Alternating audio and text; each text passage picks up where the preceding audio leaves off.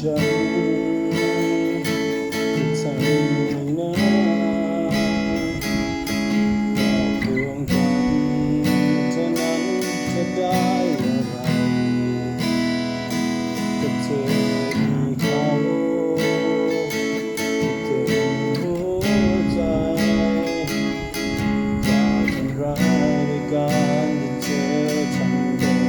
รักกันสิ่งที่เธอทำมันรุนแรงแก้รักในใจฉันเจ็บเก็บมานานอยู่ในหัวใจฉันรู้ทั้งเธอจะเปลี่ยนไม่ยอมให้เธอหลอกกันเรื่อยมาเพราะฉันทำใจไม่ได้ที่จะยอมให้เธอจากไปเป็นของเขา